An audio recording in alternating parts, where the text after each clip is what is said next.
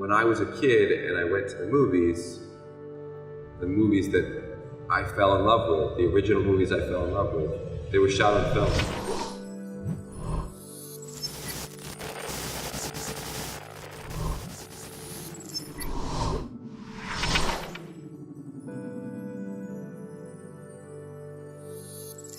Yeah, I mean, so the movie is about how we remember, but it's not about how we remember literally, it's how we remember viscerally.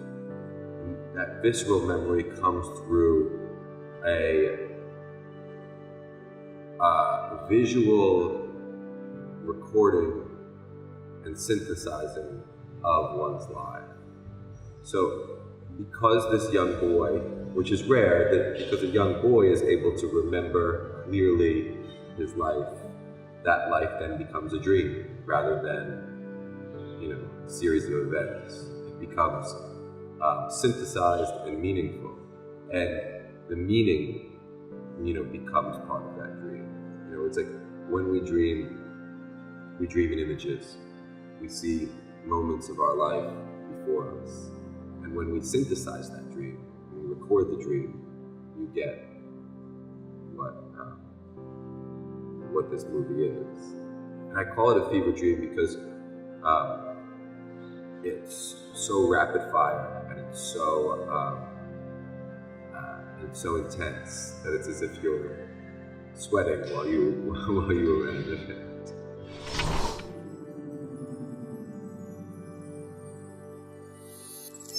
Sure. So Dan is an amazing playwright, and we went to high school together.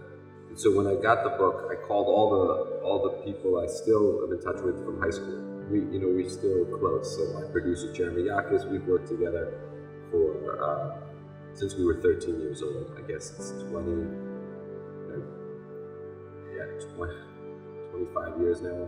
Jesus. And Dan also I've known since that long, and so I called him up and I said, will you help me with this? And he said yes, because it was also very personal for him. He's a gay man, and he had a journal that was discovered when he was young, and so the book really resonated with him. Our first job, we felt, was to just translate the book to screenplay format. We didn't change much. We just book, screenplay, book, screenplay, book. And then we showed it to Justin, and he liked it, and he started to comment on it. Try this or do this. And then we would go back and forth. As the screenplay developed and the story changed, we would always make sure that the story changing was in line with the intentions of his novel and his intentions as an author.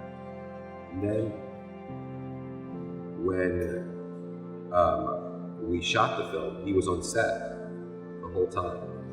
And Dan was one of the people, my screenwriter, taking care of the kids.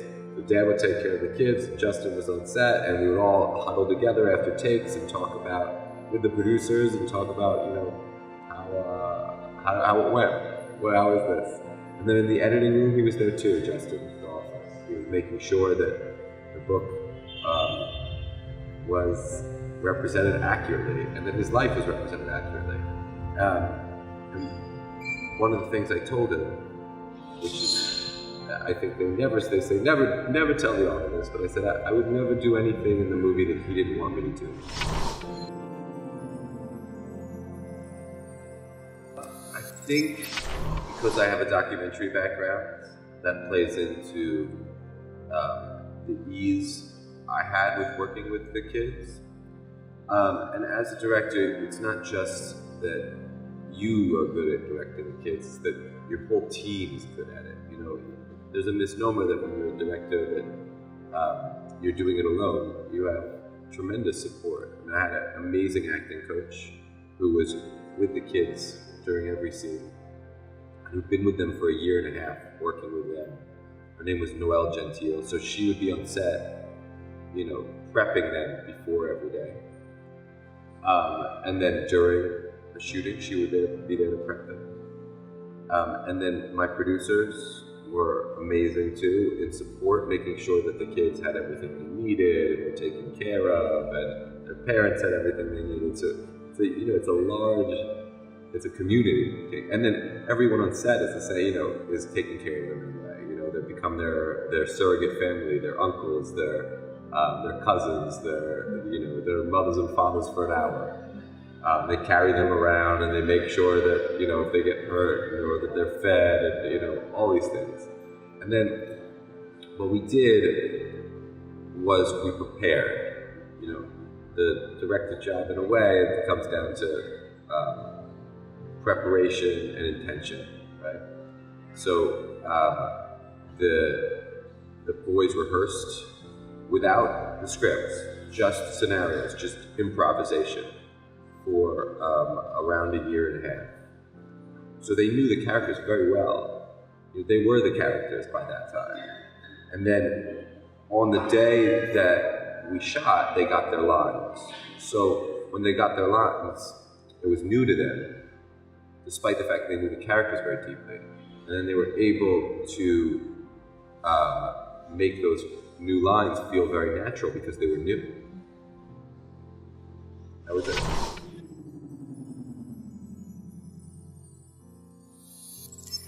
So Evan, the lead in the movie, who plays Jonah, he's a germaphobe, which means that he's adverse to any dirt. You know, dirt makes him very uncomfortable. You know, when he's at a table eating food, and if a piece of food drips on him, he makes sure he cleans it off. And so there's a scene in the movie where he gets covered in mud. His entire body gets caked in mud. And he didn't want to do it, obviously. He hated that idea. It was the scariest thing to him. So we told him that we would get clean mud from the store. So we went and got big plastic bags full of plant dirt, potted dirt, and we explained to him that it was clean mud, and we covered his body with this mud. And he hated it, and then we dragged him 30 feet in the air, put him in a pit 7 feet in the ground. And then the next day, we said, okay, today you're gonna get covered in mud, and now we're gonna put worms on you and bugs. And he went blind. He just stopped being able to see, walked around the set. He said, I'm blind, and we couldn't shoot for 3 hours. But in the end, we gave him a video game, and he gained back his sight, and he shot again. I mean, the Sundance Labs was inordinately helpful. There was a series of writers who we met with at those labs that walked us through why our script was no good.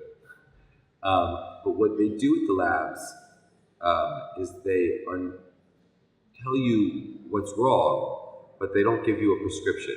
You know, they don't say do this or do that. No one's telling you what to do. In fact, they tell you that you can ignore their advice if you want. You know, so we got all this great advice, and we were able to take it back, and we were able to make it ours. And we were able to walk Justin through that advice. You know, Justin wasn't there at the labs with us, but we were able to tell him what these very, you know, storied writers and directors and advisors at this lab had said about the screenplay. And so it helped bring the screenplay to life, their influence. And, you know, not only that, but Cinereach, who funded the film, they also played a huge role in developing the script.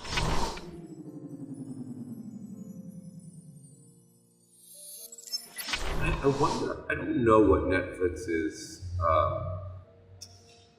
policy is on film. I do know that they make everything that's digital be shot in 4K, but I wonder if it is film, if it matters. I mean, they have movies that they've produced on the site that were shot on Super 16. So, you know, the Meyerowitz stories, I don't know if that's a movie that you've seen here, but that's a 16mm film that they made. So I'm curious. I don't know. I will say that, you know, when I was a kid and I went to the movies that I fell in love with, the original movies I fell in love with, they were shot on film. I loved the way they looked. And the movies that we, on a visual level, based this film on were all shot on film. So we wanted to shoot on film. That was always the dream. Digital doesn't excite me the way film does. And when you get into the coloring room with digital, it just falls apart in a way that film just doesn't. I hope to shoot it for the rest of my life.